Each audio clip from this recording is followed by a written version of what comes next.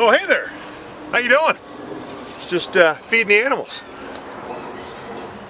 What else? I don't know what else to say.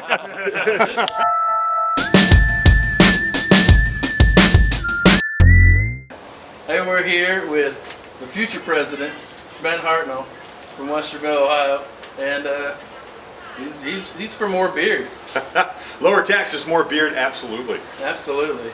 And tell us how this all got started, Ben. Well, this thing actually started back when I turned 35 in 2012 as a way to sell t-shirts for a local charity. Students the year before that had kind of latched onto my beard, kind of before it got into being mainstream, and they sold t-shirts that said "Fear the Beard," and then they're looking for an idea to sell something in 2012. We thought, well, I just turned 35 in October, so let's go ahead and sell Elect the Beard, and then the year after that was Battle Beard, and they had a whole series of beard shirts that they started selling. And obviously in 2012, I missed every deadline to actually run for president. So those students, by the time they were seniors, said, you really should run again. Like, we should make this thing happen, in this coming election. So they got the kind of ground support up and going, and the website and the Twitter account and Facebook and all that. And then it kind of started as a way to teach the students the process of how does someone like me run for the office of president. And now it's gained a lot of grassroots kind of movement to it, and I think we have a chance. I think we got a real shot now, absolutely, because we're official. We're an official writing candidate for the state of Ohio, and potentially as many as 20-some states. So you can be written in possibly 20-some states. Yeah, absolutely. Yeah, you just simply go to the ballot, you hit the write-in feature, and then type the name in. Yeah. And you're good. Well, that sounds good right there. Spell it right. Yeah, Ben Hartnell, absolutely. Yeah. All right. So tell us about your beard. How long you been growing it? I've had facial hair of some kind since freshman year in college. So that's going back to 1996. And so it started off as a goatee, and it looked more Amish than anything else, and so that was not a good look. That was definitely not a good look. And then once my hair went, I used to have really nice long hair, and once it went, it almost like it charged the chin. Yeah. And so it took off from there. So I'd say I've had it since college, to varying degrees and lengths and so forth. So. Excellent, excellent. So you don't use any beardroids or anything like that? No beardroids. No, all natural. Absolutely, all natural. Yeah, that's mine too. Just sort of left here. Yeah, absolutely. What do you think about the elections that's going on right now? Like all the other candidates that are in the race have dropped out, and it's been a kind of. If ever there's a year to run, this is the year to run, and so forth. Yeah. And it's almost one of those things where whether you like Obama or not, it's almost kind of like one of the TV shows, the singing shows, The Voice, where all right, we're going to give him 4 more years. We're going to go ahead and do away with the 22nd Amendment. All right, you get 4 more. Mm-hmm. Really, America? You have 4 more years to find 2 more candidates. Like you cannot possibly tell me this is the best that you could drum up for the Republicans or Democrats. 300 million people. Exactly. This is what it whittled down to, and I think this is exactly why we've gained such a following here in Ohio, because people are kind of fed up with it. You're like, I can't vote for either one of these people. They want to do their democratic duty of voting, so Do you have a party affiliation that you? No, outside of the Hardy Party, which is just an old family nickname for Hartnell. So. Okay. What's your favorite president in history? Favorite president in history actually did not have a beard, but he was pretty wild. Andrew Jackson.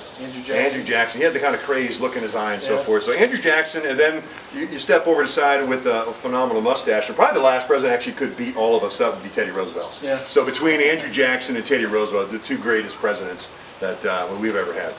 Yeah. What about your favorite beard in history? Favorite beard in history? Oh man, in all of history. You're a history teacher. Yeah, absolutely. So we're got to pull from all kinds of different. You can do. Well, you have the Rasputin, which is always an interesting look and so forth. You don't want to end up naked and dead in the river, but you kind of frown on that. So, my goodness, yeah. I couldn't really whittle it down to one. Just one. Yeah. All right. Here's a hard question. If Hillary and Trump got together at Trump Towers with a bottle of wine, what do you think their baby would look like? Jeb Bush. Jeb Bush. It ended up looking like Jeb Bush. Yeah. That's probably exactly it. That's exactly it. That's probably exactly it. Do you think that Colonel Sanders let down his supporters when he went with Hillary? I think it's highly disappointing. He's not supposed to go to either side. He's just supposed to represent great chicken and phenomenal gravy added to everything. Exactly. Very disappointing. KFC or Popeyes? What are you? It's whatever one's got whichever one's closest to wherever I happen to be that moment when I'm desiring some chicken, and then whichever one can leave the most amount of just gnarly graviness in the beard that I can enjoy later. Yeah. Well, that's for me. It's Popeyes. Okay, Popeyes. all right. You know, but there's not many places. You have any superpowers? No, I've tried flying. I've tried running really fast, and it's both been big time epic fails. So nothing. Yeah. No. Well, this would look excellent. This would Run look great. fast, If this I'm would be- running or jumping off something, this would be the action shot. But yeah, we should probably unfortunately, get a shot of that. You running with the, well, definitely don't. You don't have to use slow motion for that. That's Right. going to be definitely very slow moving motion there. All right, so tell us a little bit about like what your foreign policy, your domestic policy, healthcare, all that stuff would be like Yeah. in your presidency. In my presidency, like my vice president is my cousin Dave. My cousin Dave and I have solved Dave. all. Everyone's got a cousin Dave, right? Everybody has Everyone's got a cousin Dave. You can like turn my to and cousin everything. Dave. I love it. And so we've solved all the world problems, 10 times over. And so we thought, okay, here's the way to do this. We'll ask the American people, well, what do you think?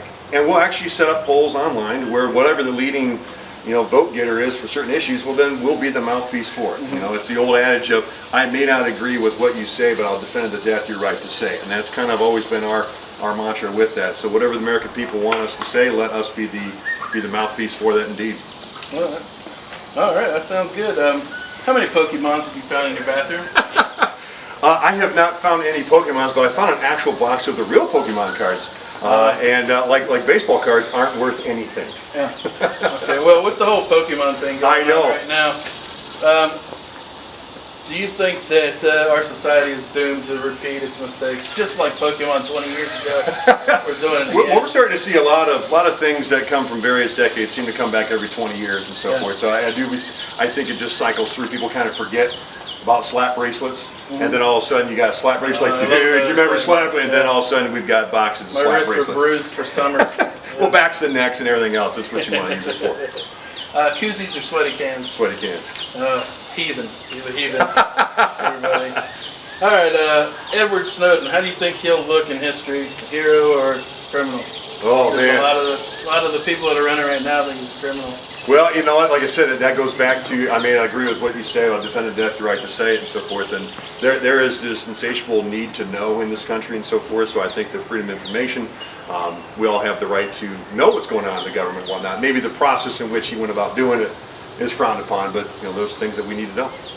Yeah, I agree. I think that I think he'll be seen as a hero. That's my personal opinion. Oh, sure. We're too close to the moment now. History has a tendency to kind of look back on things a lot, think about the American Revolution. You go back to all the stuff that we did, dressing up Indians and throwing tea off the ship, attacking the British regulars, going after the tax collectors, tarring and feathering. Those are acts of terrorism. But we look, it's patriotism, baby. That's what it's all about. That's right. So, you look back at what side are you on is how you're going to view it as either as somebody being a terrorist or someone being a patriot. And that's just, I think you're right. I think, looking 20, 40, 60 years down the road, people might look back on that very differently than what we look at it right now.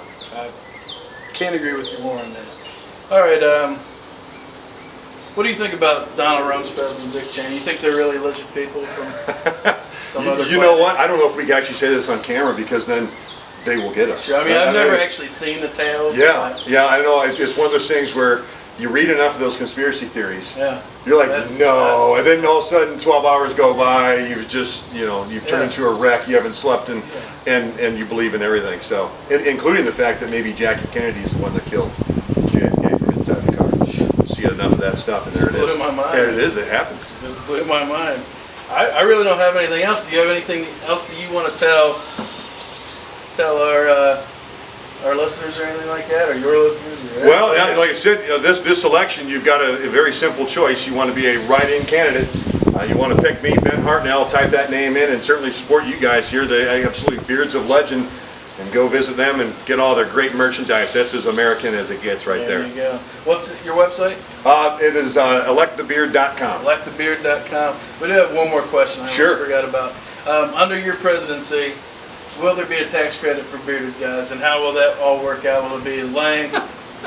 I think we'll look at various factors: length, sustainability.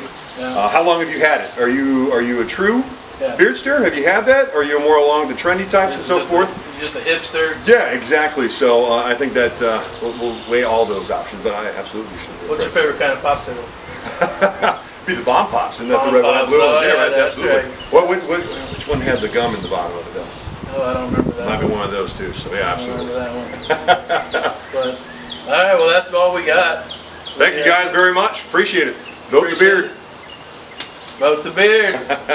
I'm Ben Hartnell, and I approve this beard. That's right.